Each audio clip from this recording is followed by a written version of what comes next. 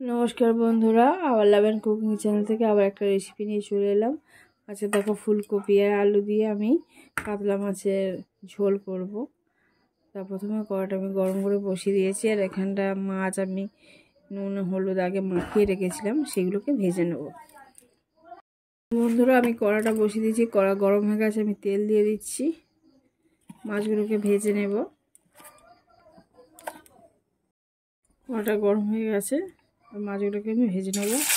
আমার মাছটা খুব বড় ছিল, 650 ওজন ছিল, কিন্তু কাতলা মাছ ছিল। এই দাগাগুলোকে আমি রান্না করব।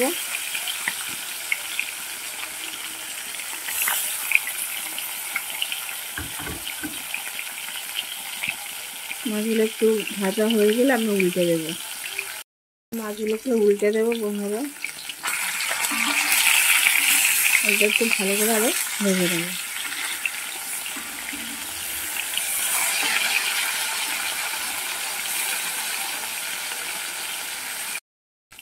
আপনার মাছটা ভাজা হয়ে গেছে, এবার তুলে নেব।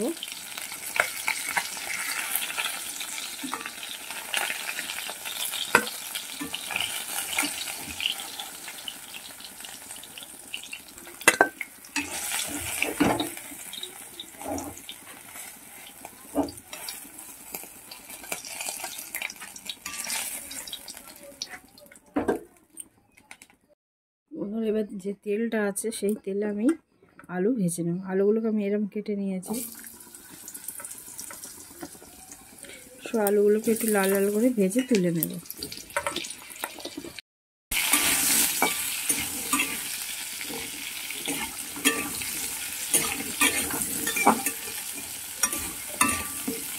একটু লাল লাল করে ভেজে তুলে নেব। নেওয়ার পরে ফুলকপিটাও একইভাবে আমি ভেজে তুলে নেব। দেখো আলুটা ভাজা হয়ে গেছে, এবার আমি তুলে নিচ্ছি।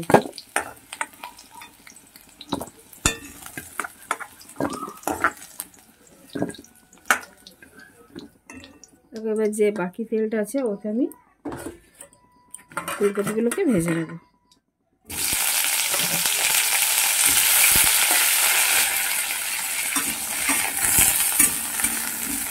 বন্ধুরা, ফুলকপিটাও আমার ভাজা হয়ে গেছে, খুব বেশি ভাজার দরকার নেই। ফুলকপিগুলোকে হালকা রোস্ট করে নিলেই হয়ে যাবে।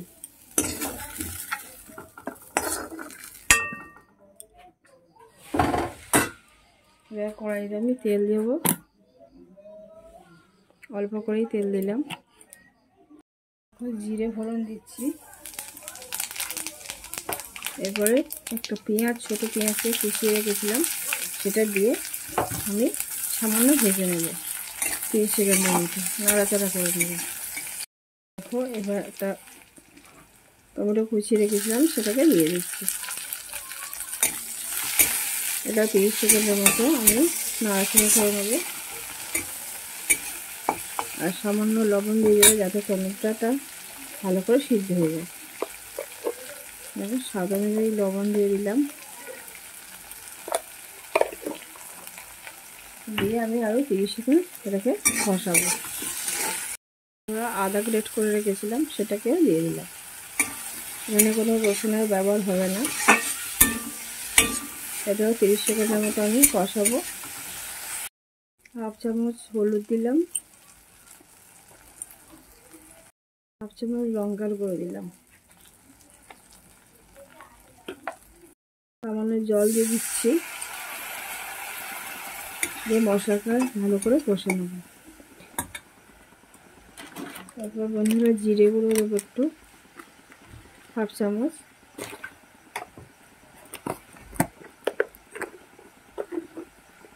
আর হাফ চামচের একটু বেশি ধনে গুঁড়ো দিচ্ছি, দিয়ে সবগুলো মশলাকে একসঙ্গে ভালোভাবে কষিয়ে নেব। আর মিনিটখানে কষাতে হবে বন্ধুরা। মশলাটা কষানো হয়ে গেছে, এবার আলু আর ফুলকপি ভেজে রেখেছিলাম সেগুলোকে দিয়ে দিচ্ছি।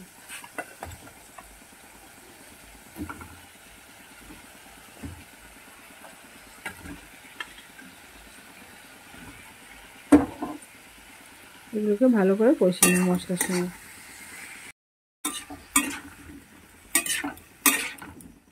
মিনিট একদম ভালো করে ফুলকপি আলুর সঙ্গে মশলাটাকে কষাতে হবে, তারপর আমি জল দেবো।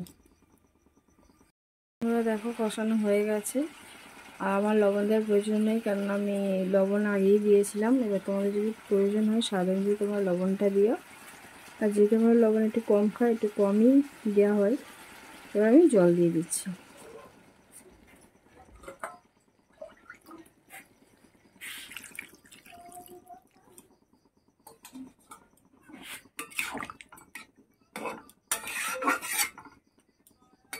আমি এবার ঢাকনা দিয়ে দেবো।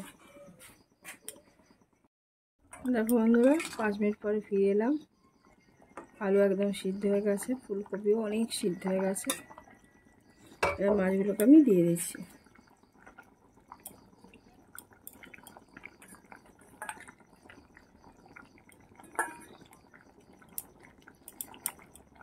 বন্ধুরা, আমার এই রেসিপি যদি তোমাদের ভালো লেগে থাকে তাহলে অবশ্যই একটা লাইক করে দিয়ে কমেন্ট করে জানিও কেমন হয়েছে। আর যদি আরও ভালো লেগে থাকে তাহলে সাবস্ক্রাইব করে শেয়ার করো।